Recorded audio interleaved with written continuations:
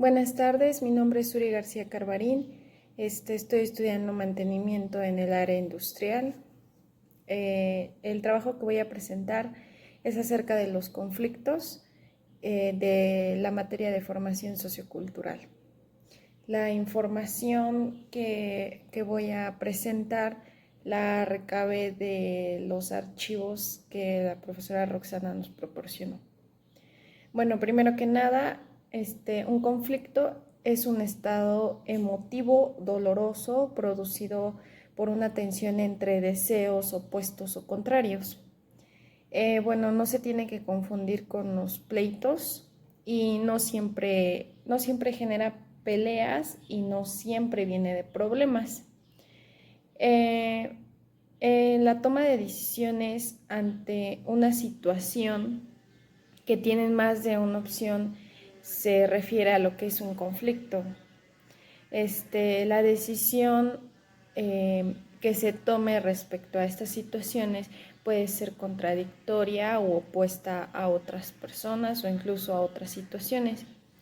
El conflicto también se puede experimentar más que nada por el estrés, por la presión o la tensión.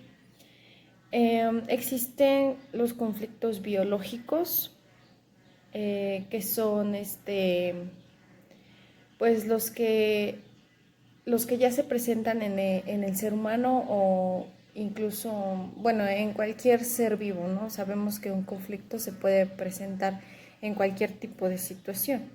Los conflictos físicos, estos son como que los que se crean cuando se tiene una situación tangente y provoca contradicción, se convierte en un conflicto físico. Por ejemplo, que se siembre un árbol cerca de una construcción, ya sea una banqueta, una casa. Entonces este árbol al crecer, las raíces van a levantar el concreto. Ese sería un conflicto físico porque es algo tangente. En el caso del conflicto biológico, pues se podría ser en el caso de los seres humanos, la vejez, el cansancio, el sueño se definirían como un conflicto biológico. También existen los conflictos intrapersonales. Estos serían como los deseos incompatibles, los sentimientos de culpa, la baja autoestima. Y los conflictos interpersonales serían como los gustos que tiene cada uno, el carácter, la forma de ser, la forma de pensar. También los conflictos sociales, aquí entran la ciencia, la religión, la política incluso.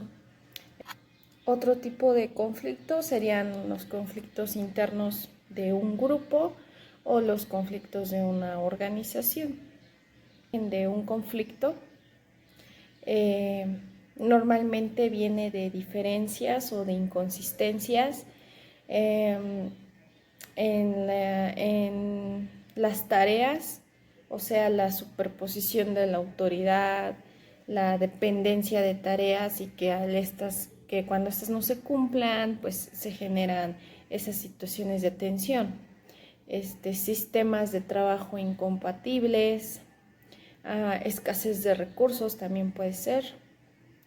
Bueno, otras causas de los conflictos pueden ser el conflicto con uno mismo, la necesidad o deseos que no satisfechos, la disputa de valores, incluso la disputa de poder, la percepción que tiene cada persona, la poca información, las expectativas ya sean altas y bajas de una actividad, de una persona,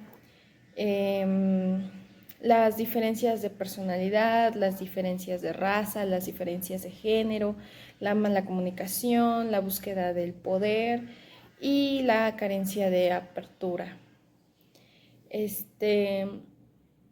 Las etapas que tiene un conflicto va desde el conflicto latente, sigue el conflicto ya percibido, el conflicto sentido, el conflicto manifiesto y por último las consecuencias del conflicto. En los archivos que utilicé para sacar esta información, leí una frase que dice: una sociedad mejor es una sociedad capaz de administrar sus conflictos con razones, de reconocerlos y contenerlos, de vivir no a pesar de ellos, sino productiva e inteligentemente en ellos. Esto quiere decir que el conflicto siempre va a estar presente. En las épocas pasadas se solía tener una visión de una sociedad sin conflictos, o sea, una sociedad perfecta es una sociedad que no presenta este tipo de situaciones o de problemas.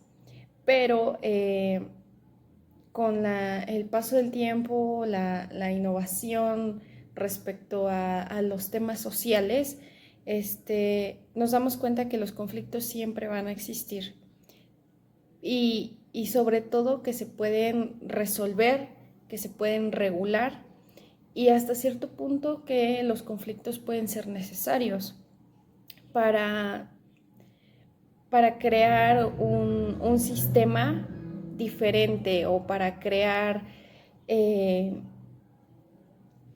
relaciones humanas más centradas. ¿Por qué? Porque ya se hace un análisis de lo que es un problema, de lo que es un conflicto, de dónde viene, cómo se puede tratar y sobre todo a la hora de resolverlo o de tratarlo, si es que existen otras partes que también están dentro de ese conflicto, pues buscar la mejor solución, ¿no? Y que no afecte ni física, ni psicológica, ni de cualquier otra manera.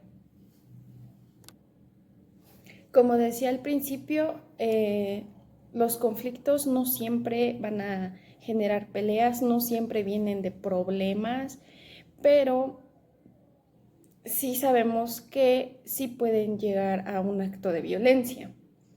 Entonces, para esto, las posibilidades de reacción ante un conflicto serían la superación, la negociación, la evasión, la acomodación, la arrogancia y, por último, la agresividad. Los conflictos pueden aparecer en situaciones que no tienen mucha ventaja en las partes involucradas y cuando alguna de las partes o todas las partes intentan cambiarlas es cuando aparecen los conflictos. Eh, cuando se quiere transformar algo, también se pueden transformar las relaciones que hay entre las partes involucradas y muchas veces esa transformación puede ser desigual.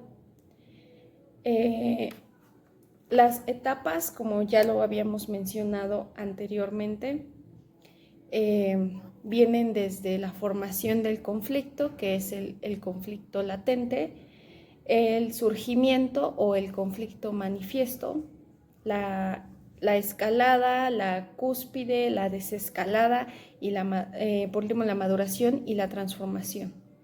Si se hace una intervención temprana en un conflicto, no se entraría a la escalada, ¿no? Se saltaría desde el surgimiento, desde que aparece el conflicto, hasta la maduración, sin necesidad de ir más allá, de llegar a lo que habíamos dicho, a la agresividad, a la respuesta con violencia. Entonces, como decía, si se hace una intervención temprana, pues puede ser desde que aparece el conflicto a la maduración, o sea, a analizarlo y resolverlo y de la manera más sana posible. Bueno, los elementos que puede tener un conflicto serían obviamente la situación conflictiva, las actitudes conflictivas y los comportamientos. La situación conflictiva, ya sabemos, cualquier tipo de situación que tenga puntos de vista contrarios, que sean deseos o anhelos diferentes, que sean ya sea emociones, situaciones, cosas que sean distintas. Esas serían las situaciones conflictivas. Las actitudes conflictivas sería lo que habíamos mencionado antes, las reacciones que se tienen respecto a la situación, que pueden ser desde positivas o negativas. Y el comportamiento también viene de parte de las reacciones o de las actitudes conflictivas, pero se podría basar más en el momento en que ya se tiene un resultado. Y si ya se tiene el resultado y si ya se llegó a un acuerdo, si este comportamiento va acorde a lo que se trató, ¿no? Va acorde a lo que se llegó, al acuerdo que se tuvo. Bueno, para la resolución de conflictos podríamos empezar por la reacción informal de darnos cuenta de que hay una situación en la que hay diferencias y pues se hace una reacción informal, ¿no? De darse cuenta de cuando tú lo notas, cómo es que vas a actuar. Después de eso sigue la discusión informal en la que las partes que estén involucradas lo platican, lo ponen sobre la mesa. Si no se tiene una solución temprana, si el conflicto sigue escalando, se llegaría a la parte de la mediación. Sabemos que la mediación ya involucra a otras partes, ya involucra a otras personas que quizá pueden ser ajenas o pueden también tener repercusión de parte de ese conflicto. El arbitraje y por último la negociación. Bueno, el arbitraje, tanto el arbitraje como la mediación involucra a otras partes. El arbitraje es el que escucha, es el que defiende su punto de vista y es el que toma la decisión.